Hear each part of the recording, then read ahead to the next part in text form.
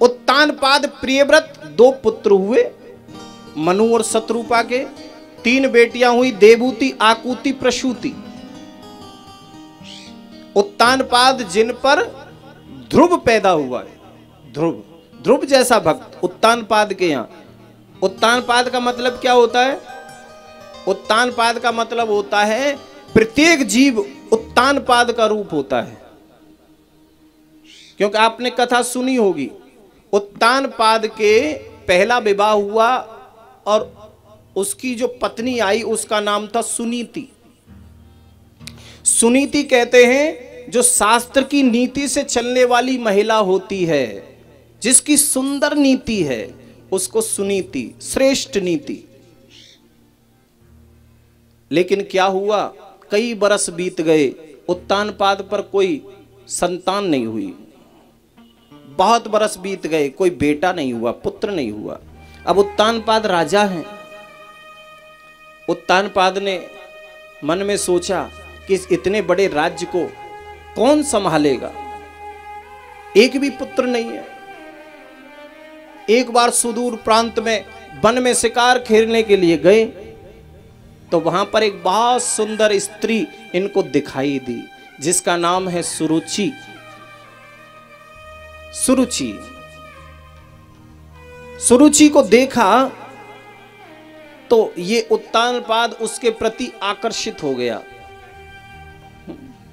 बहुत सुंदर है। सुरुचि का मतलब होता है जो स्वयं की रुचि से चलने वाली महिला होती है। अपने मन में जो आया सो किया, न पति की मानी, न बच्चों की मानी, न माँ बाप की मानी, जो स्वयं की रुचि से चलती है उसी को बोलते हैं सुरुचि, अपनी रुचि से। सुनीति कहते हैं अच्छाई को और सुरुचि कहते हैं बुराई को। सुरुचि से उत्तानपाद ने विवाह कर लिया, गंधर्व विधि से विवाह कर लिया वन में ही। सोचा कि सुनीति से कोई पुत्र नहीं हुआ है, हो सकता है सुरुचि से हो जाए। लेकिन भागवत कहती है कि उत्तानपाद को न सुनीति से कोई लेना देना है, न सुरुचि से कोई लेना देना है।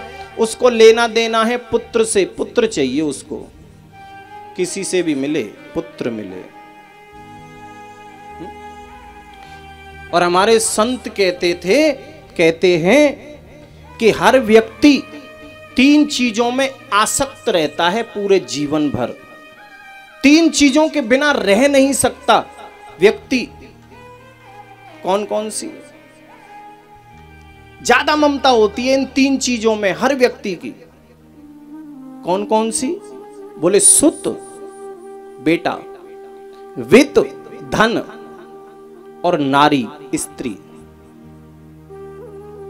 सुत, वित्त, नारी 3 आशाएं त्याग सके तो त्याग रे, तेरी अच्छी बनेगी। संतन के संग लाग रे, बड़ा प्रसिद्ध भजन है, तेरी अच्छी बनेगी। तो सुत, वित्त, नारी, ये तीनों ऐसी चीज बताई, ऐसी वस्तु बताई, बेटा, स्त्री और धन। इनके बिना कैसे रहेगा आदमी? सबको चाहिए एक बेटा। अब भगवान ना दे तो एक बात अलग है, लेकिन चाहिए सबको भाई, चाहिए सबको। हम कहते हैं कि हम 21वीं सदी में हैं। 21वीं सदी में बेटा बेटी बराबर है महाराज। हमें तो बेटी भी बेटा से भी ज्यादा प्यारी लगती है। अच्छी बात है, लगनी भी चाहिए, लेकिन सिर्फ कहने की बातें हैं भैया। अभी भी कहने की बातें हैं। मन में कहीं ना कहीं, किसी न किसी कोने में एक बात जरूर छुपी बैठी है जो मन ही मन कहती है एक बेटा और हो जाता, एक बेटा और हो जाता तो परिवार कंप्लीट हो जाता। जरूर कहीं ना कहीं ये अंदर छुपी रहती है बात, चाहे वो उसको प्रकट ना करे,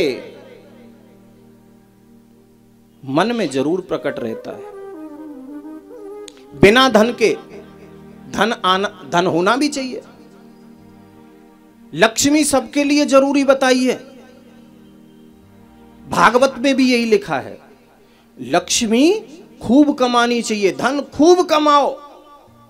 धन कमाना कोई बुरी बात नहीं है, लेकिन धन को लगाना आना चाहिए कि धन को खर्च कहां करें, यह जरूर आना चाहिए। केवल धन कमाने से काम नहीं चलेगा कि तुम जमा करते जाओ, जमा करते जाओ, जमाई करते जाओ। कोई धन जमा करने के लिए थोड़ा ही है।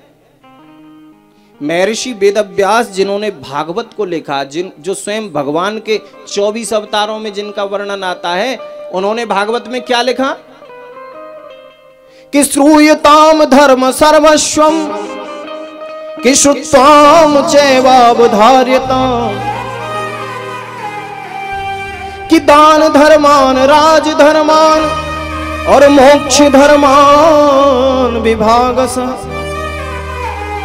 महर्षि वेदव्यास भगवान ने भागवत में स्पष्ट लिखा है